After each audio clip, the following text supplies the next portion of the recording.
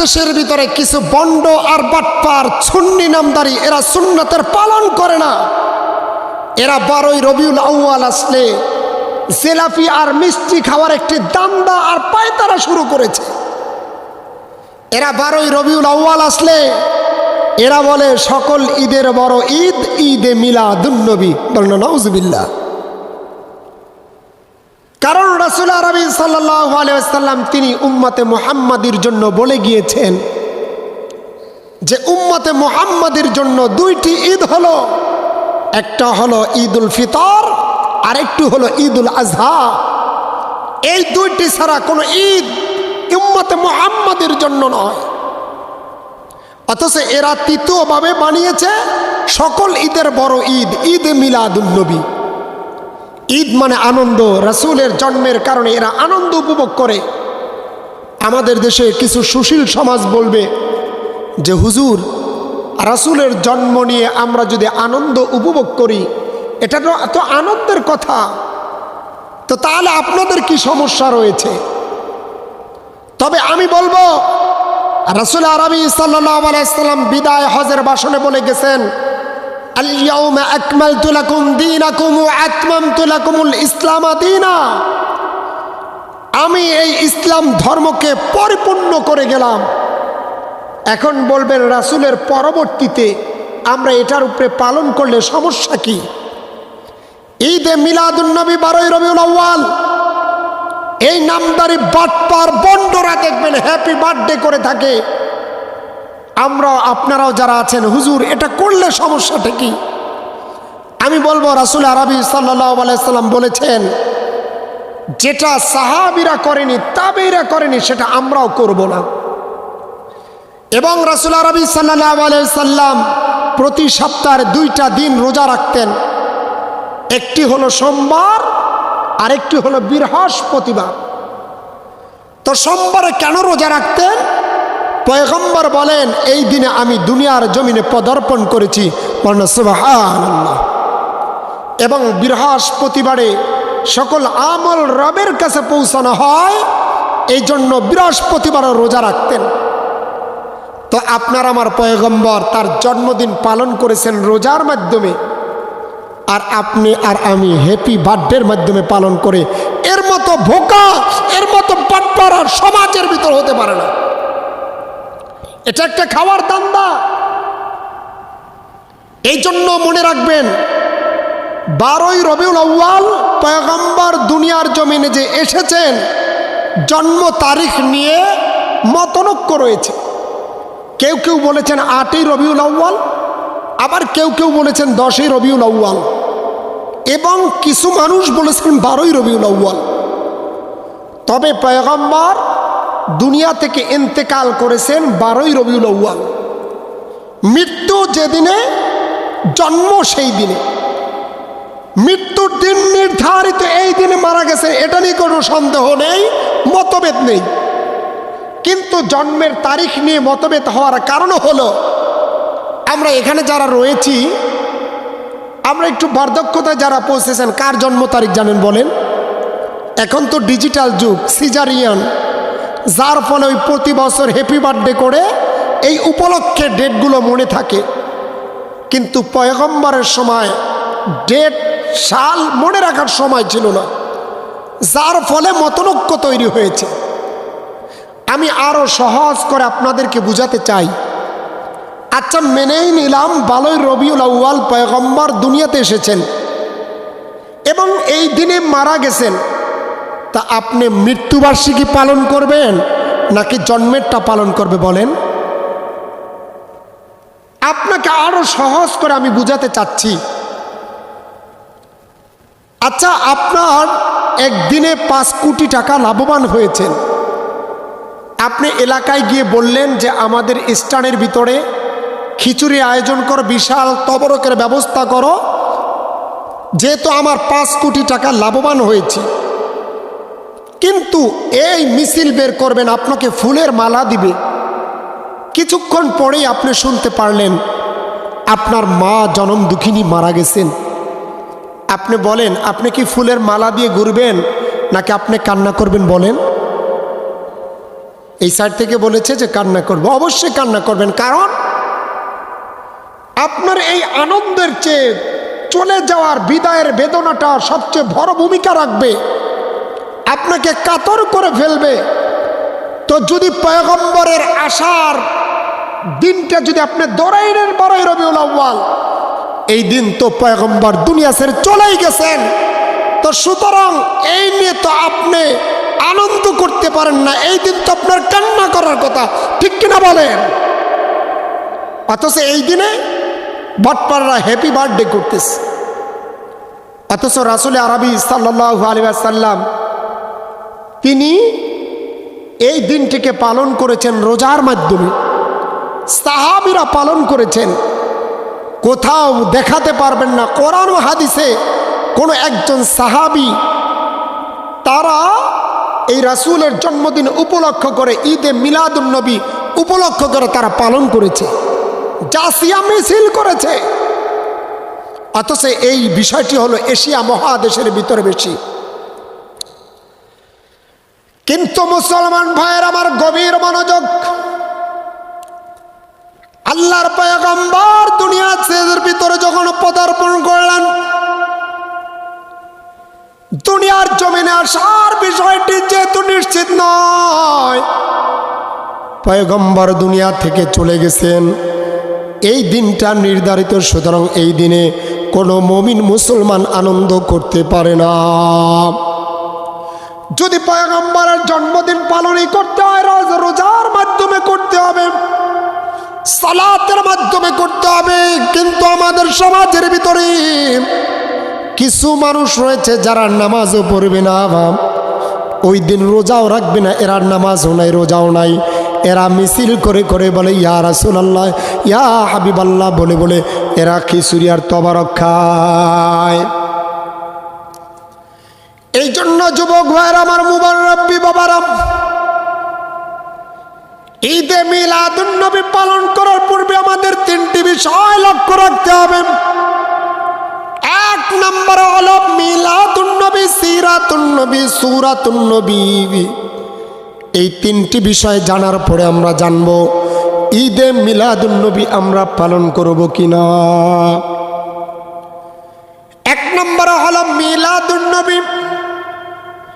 মিলাদ শব্দের অর্থ ওয়ালাদা ইয়ালিদু মাউলুদুন থেকে জন্ম বৃত্তান্ত আলোচনা করার নাম হলো মিলাদ। সবাই বলেন মিলাদ শব্দের অর্থ কি? জন্ম বৃত্তান্ত আলোচনা করা, জন্মগ্রহণ করা মাউলুদুন থেকে। মিলাদুন নবী হলো নবীর জন্ম বৃত্তান্ত আলোচনা করা। সিরাতুন নবী পয়গম্বরের চরিত্র নিয়ে আলোচনা করা। সূরাতুন নবী নবীর অবয়ব নিয়ে, গঠন নিয়ে আলোচনা করা। এই 3টির ভিতরে কোনটার গুরুত্বতা বেশি রয়েছে? 1 নম্বর হলো মিলাদুন নবী, পয়গম্বরের জন্ম বৃত্তান্ত আলোচনা করা।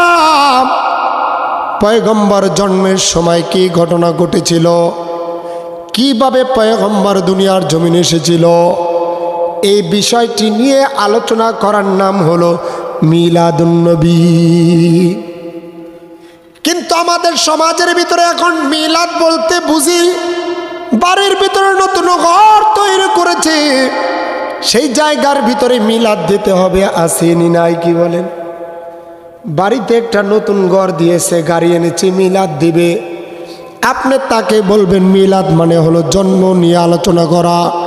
কিন্তু ওই জায়গার ভিতরে আমাদের সমাজের ভিতরে কিছু বাটপাররা ওই জায়গার ভিতরে কিছু শের বলবে টাইনা টাইনা, আল্লাহুম্মা সাল্লি আলা সাইয়্যিদিনা মাওলানা মুহাম্মদ ওয়া আলা আলি সাইয়্যিদিনা মাওলানা মুহাম্মদ, এমনভাবে বলে আসেনি নাই? কি বলেন? কিছু মানুষ এভাবে সুর দিয়ে টানবে, তারপর আবার কিছু বাংলা বলে শিশু নবী জন্মের পরে কিসের নামাজ পড়িলেন, নামাজ শেষে কোন কারণে উম্মত বলে কান দিলেন। নাউজুবিল্লাহ বলেন। রাসূল জন্মের পর আবার নামাজ পড়ছে বলেন, শিশু নবী রাসূল আরবি সাল্লাল্লাহু আলাইহি সাল্লাম যখন দুনিয়াতে জন্মগ্রহণ করেছেন তখন তিনি সিজদারত অবস্থায় এসেছেন, কিন্তু নামাজ যে আমরা বলি এটা কিভাবে নামাজ পড়েছে। আবার টান দিয়া বলে হাজী সাহেব বলেন, হাজী সাহেব ইশকের টান দিয়ে মিলাদের ভিতরে বড় টান মারে, তারপরে দোয়া করে, এটাকে মনে করি আমরা মিলাদ মাহফিল। না না না, এটা মিলাদ মাহফিল নয়। মিলাদুন নবী ব্রত হলো রাসূলের জন্ম নিয়ে আলোচনা করা। পয়গম্বর জন্মের সময় কিভাবে দুনিয়াতে পদার্পণ করেছেন। আপনার আমার নবীর মা আমিনা ডাক দিয়ে বলেন যে আমার মুহাম্মদ যখন গর্ভের ভিতরে এসে গেল, ওই সময় আমি যদি আমার মক্কা আর মদিনার ভিতরে কোনো রাস্তা দিয়ে হেঁটে হেঁটে যাইতাম, ওই রাস্তার ভিতরে যে পাথরগুলো বালুকণাগুলো থাকতো, ওই পাথরগুলা মমির মতো পরিষ্কার হয়ে যেত, তুলার মতো নরম হয়ে যেত। আমি হাঁটার সাথে সাথে জিব্রাইল ওই জায়গাটাকে পরিষ্কার করে দিতেন। মান্না সুবহানাল্লাহ। আপনার আমার পয়গম্বর যখন দুনিয়ার জমিনে পদার্পণ করবেন, মা আমিনার গর্ভের ভিতরে যখন নবী আসলেন, আপনার আমার নবীর মা আমিনা যখন ওই কুয়ার কাছে কূপের কাছে পানি আনতে যাইত, পানিগুলা এতটাই নিচে থাকতো মানুষ উঠাইতে পারতো না। আমিনা ওই কূপের কিনারে যাইতে দেরি হতো, ওই কূপের পানিগুলা নিচ থেকে উপরে উঠতে 1 সেকেন্ডও দেরি করতো না। বলনা সুবহানাল্লাহ। শুধু তাই না মুসলমান ভাইয়েরা আমার, এলাকার মক্কার মানুষগুলো ডাক দেয়া বলে, ও আমিনা, তুমি একটু আমাদের কূপের কাছে দাঁড়িয়ে থাকো, তোমার পানিগুলো এবং বাড়ির কাজগুলো আমরা করে দিয়ে আসবো। আমিনা ডাক দিয়ে বলতো, কেন কেন বলো বলো। লোকগুলা নারীরা ডাক দেয়া বলে, আমিনা রে, তুমি যতক্ষণ এই কূপের কাছে বসে থাকো ততক্ষণ পানি কূপের উপরে উঠে যায়। না সুবহানাল্লাহ। ও আমিনা, তুমি যখন এই কূপ থেকে কূপের কাছ থেকে তুমি যখন চলে যাও, তোমার যাওয়ার সাথে সাথে এই কূপের পানিগুলো নিচে চলে যায়। শুধু তাই না, আমিনা ডাক দেয়া বলিবেন, আমার বাবা মুহাম্মদ যখন আমার গর্ভের ভিতরে আসলো, আমি যখন মরুর বুকে থেকে যখন চলাফেরা করতাম, আসমান থেকে একটা কালো মেঘ এসে আমি আমিনার মাথার উপরে ছায়া প্রদান করতে পার না সুবহানাল্লাহ। নবীর মা আমিনা ডাক দেয়া বলেন, গর্ভবতী মহিলারা সব সময়ের জন্য একটু ব্যথা অনুভব করে। আমার মুহাম্মদ যখন আমার পেটের ভিতরে আসলো, আমার মুহাম্মদের কারণে আমার কোনোদিন একটা ব্যথা অনুভব কখনোই করি নাই। শুধু তাই না, আমার মুহাম্মদ যখন দুনিয়ার জমিনে আসলাম, মানুষের দুনিয়ার জমিনে পদার্পণ করার সময় নারীদের ওই বাচ্চার সাথে ময়লাও আসে, দুর্গন্ধযুক্ত ময়লা আবর্জনা আসে, কিন্তু মুহাম্মদ যখন আমার গর্ভ থেকে দুনিয়াতে আসলো, ওই মুহাম্মদের শরীরের সাথে কোনো ময়লা ছিল না, একদম পরিষ্কার হয়ে এসেছে। বলনা সুবহানাল্লাহ। শুধু তাই না, মা আমিনা ডাক দিয়ে বলেন, উম্মতরা শোনো, আমার মুহাম্মদ যখন দুনিয়ার জমিনে জন্মগ্রহণ করেছে, আমার মুহাম্মদ যখন দুনিয়ার জমিনে আসলো, ওই সময় আমার মুহাম্মদের মাধ্যমে 1 ফোঁটা রক্ত আমার দ্বারা দুনিয়ার জমিনে আসে না। বলনা সুবহানাল্লাহ। শুধু তাই না, নবী মুহাম্মদ নবীনা সাল্লাল্লাহু আলাইহি সাল্লাম যখন দুনিয়ার ভিতরে আসলো, এসে সিজদারত অবস্থায় দুনিয়ায় আসলো। পয়গম্বর যখন দুনিয়ার ভিতরে জন্মগ্রহণ করেছেন, শাম এবং কিসরার ভিতরে একটা আগুন প্রজ্বলিত ছিল, যে জায়গায় মানুষগুলা আগুন পূজারীরা আগুন পূজা করত, হাজার হাজার বছর পর্যন্ত ওই আগুনটা মানুষ জ্বালিয়ে রেখেছিল, তাকে সিজদা করতো, পূজা করতো। বলেন না নাউজুবিল্লাহ। মুফাসসিরিন ইকরাম ডাক দেয়া বলেন, নবী মুহাম্মদ যখন দুনিয়ার জমিনে চলে আসলো, জন্মের সাথে সাথে ওই হাজার বছরের আগুনটা 1 সেকেন্ডের ভিতরে নিভে গেল। বলেন না সুবহানাল্লাহ। এর দ্বারা বুঝাইতেছেন নবী মুহাম্মদ দুনিয়ার জমিনে চলে আসছে, এই পৃথিবীর ভিতরে কোনো শিরক আর বিদআত এই বাংলা নয়, সারা পৃথিবীর ভিতরে তিনি ধ্বংস করে দিবেন। শুধু তাই না মুসলমান ভাইয়েরা আমার, শামের বাচ্চা, কাসরার বাচ্চা, রাজপ্রাসাদের ভিতরে একটা ভূমিকম্প শুরু হয়ে গেল। আপনার আমার পয়গম্বর দুনিয়াতে আসার সুসংবাদ, আসমান জমিন গুলোর সুসংবাদিত হয়ে গেল। ওই দিনের ঘটনা হলো, বাঘ আর হরিণ একই ঘাটে পানি খাওয়া শুরু করে দিল। পশুগুলো, বনের পশুগুলো, ইয়া রাসূলুল্লাহ, আল্লাহর পয়গম্বরের দুনিয়াতে আসার পদার্পণ শুনে তারা খুশিতে এত আনন্দ করলো, এত আনন্দ করলো, পৃথিবীর আকাশ বাতাস সব কিছু নবীর আনন্দে আনন্দিত হয়ে গেল। বল না সুবহানাল্লাহ। আপনার আমার পয়গম্বর দুনিয়ার জমিনে যে এসেছেন, আসার সাথে সাথে পৃথিবীর ভিতরে এমন আলো ছড়িয়ে পড়ল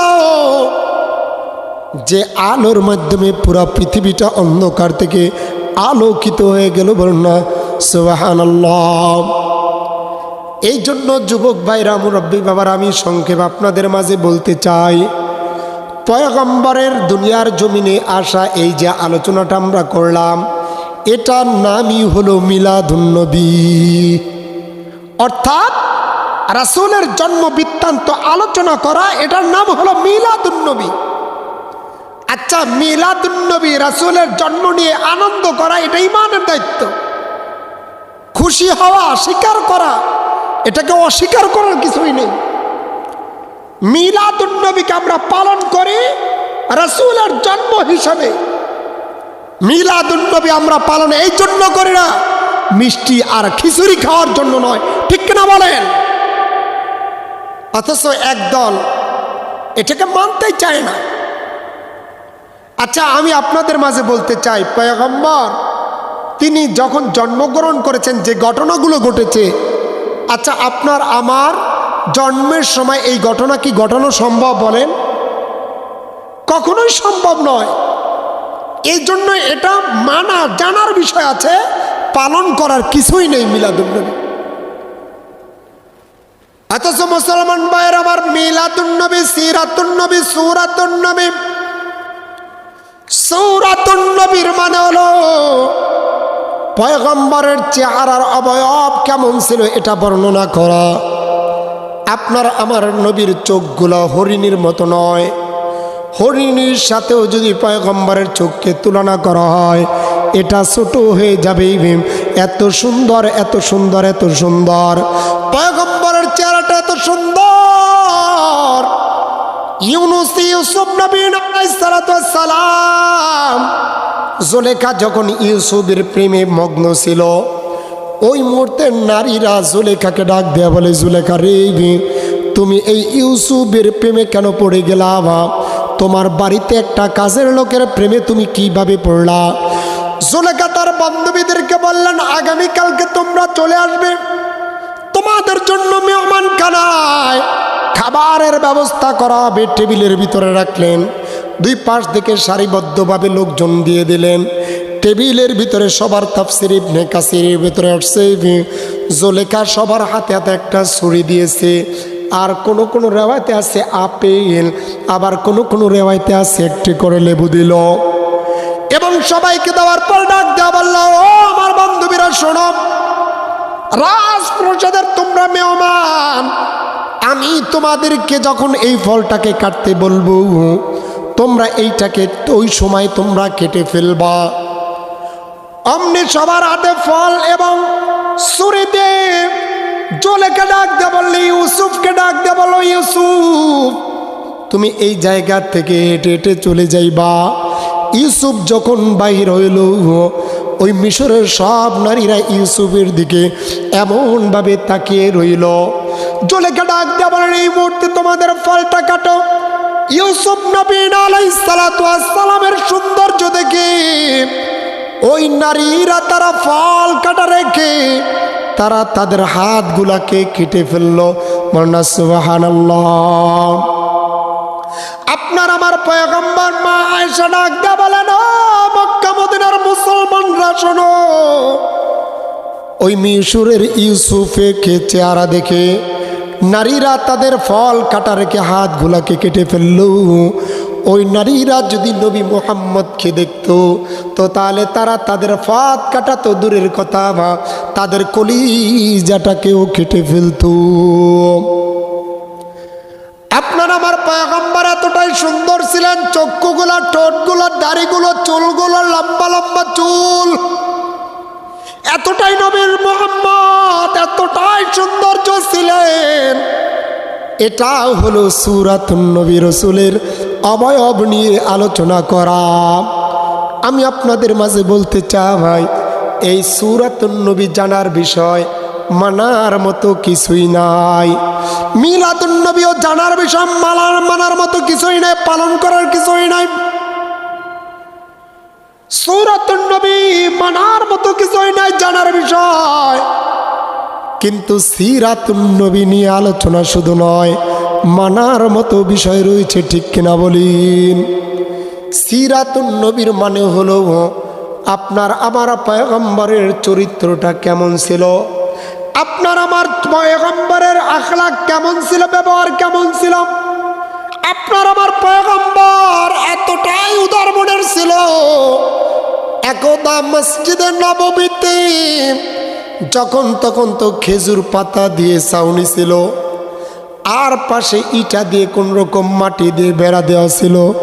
পয়গম্বর একদা আসরের নামাজের পরেই সাহাবীদেরকে নিয়ে তিনি এভাবে তালিম করতেছিলেন। বলনা সুবহানাল্লাহ। আপনার আমার পয়গম্বর যখন সাহাবীদেরকে নিয়ে কথা বলতেছিলেন,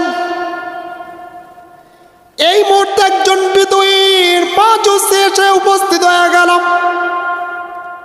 মসজিদে নববীর কিনারে দাঁড়িয়ে দাঁড়িয়ে প্রস্রাব শুরু করে দিল। নবী আপনার আমার নবীর পাশে ডান পাশে আবু বকর, বাম পাশে আলী, ওসমান, ওমরের মতো মানুষ বসা, সামনে ওসমান গনি সহ শত শত সাহাবীরা বসা। পয়গম্বর ওই দৃশ্য দেখার পরে সাহাবীরা ডাক দিয়ে বলেন, ইয়া রাসূলুল্লাহ, ইয়া হাবিবাল্লাহ, আপনি একটা বার বলে দেন, একটা বার বলে দেন ইয়া রাসূলুল্লাহ, এই লোকটাকে আপনি একটা বার বলে দেন, ওর গর্দানটাকে উড়িয়ে ফেলে দেই। পয়গম্বর ওমরকে বলে, ওমর তুমি একটু ঠান্ডা হও। আবু বকর, ওসমান সবাইকে বললেন, চুপ করো, কেউ কথা বলো না।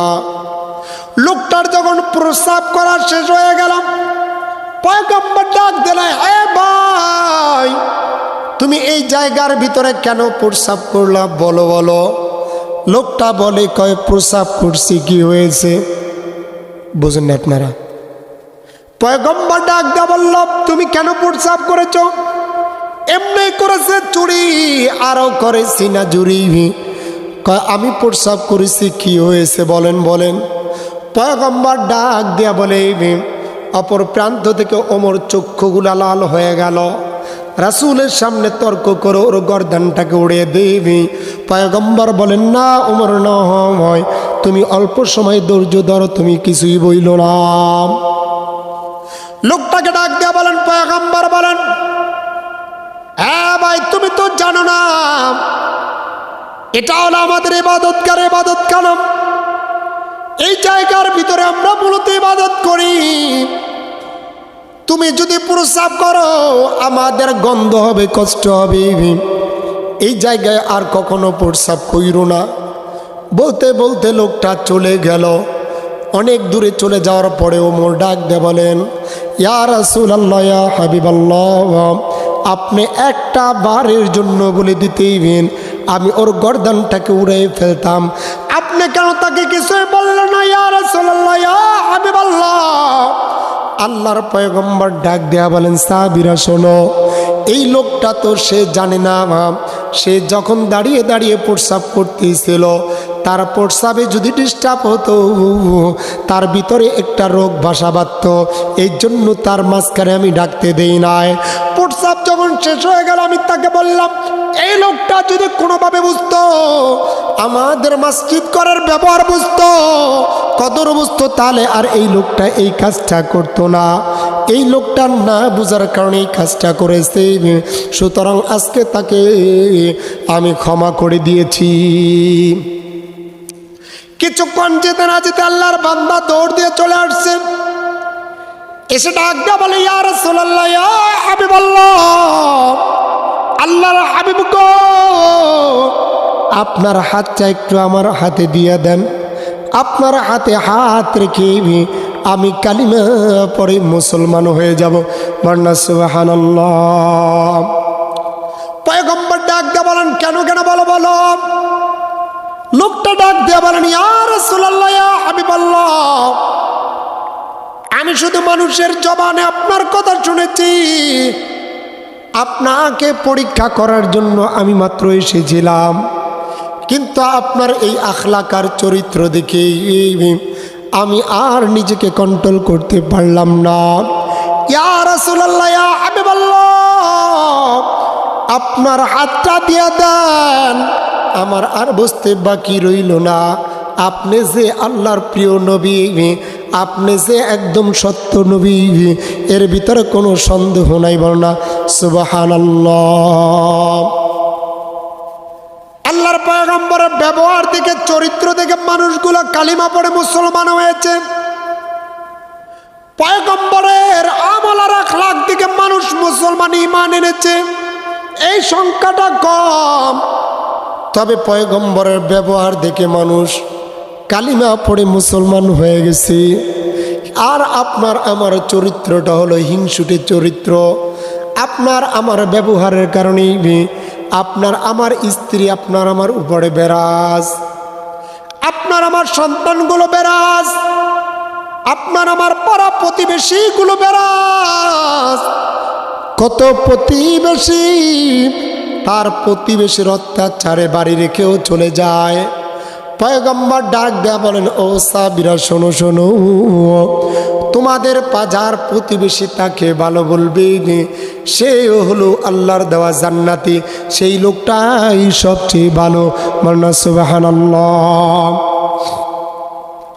যে মানুষটার আল্লাহর পয়গম্বর ডেকে বলেন, যে মানুষের হাত আর জবান থেকে তার পাড়া প্রতিবেশী মুক্ত, তার প্রতিবেশী যার কথা আর কাজের দ্বারা মুক্ত, ওই ব্যক্তি হলো ভালো মানুষ। অথচ আপনার আমার চরিত্র হলো এমন, বলে আমার নেতার চরিত্র ফুলের মতো পবিত্র, নামাজ পড়ে না, একক্ত আসেনি নাই, সারাদিন মিথ্যা বলাম, মানুষের উপকার না করাম। আজ আমাদেরকে দেখে দেখে মানুষগুলো কিভাবে মানানবে না, না না, বরংস হাজারো মানুষ আছে যারা আমাদের দেখে এখন আর অধিকার দেয়। পয়গম্বর তার এই যে কোরআনের ভিতরে বলে, পরিষ্কার থাকো, আমানতের খেয়ানত করবে না, বা কোনো মানুষের উপরে জুলুম করবে না। এই জন্য যুবক ভাইরা, মুরব্বী বাবারাম, আপনার আমার পয়গম্বরের কাছে একজন লোক চলে আসলাম। প্রতীক যখন পয়গম্বরের কাছে চলে আসছেন, পয়গম্বরের কাছে মেহমান হয়ে গেল। মেহমান হওয়ার পরে রাতের বেলা পয়গম্বর তাকে খাবার দিয়ে, খাবার খাওয়ায় ঘুম পাড়াইয়া দিল। সকালবেলা পয়গম্বর উঠে দেখেন ওই লোকটাকে ঘরের ভিতরে পাওয়া যায় না। ওই ঘরের ভিতরে, বিছানার ভিতরে টয়লেট করে দিয়েছে, সবগুলো নোংরা করে ফেলেছে। এমত অবস্থায় আপনার আমার পয়গম্বর ডাক দেয়া বলেন, নিজের হাতে হাতে নিজের সবগুলাকে পরিষ্কার করে ফেলেছেন। সব কিছু পরিষ্কার করার পরে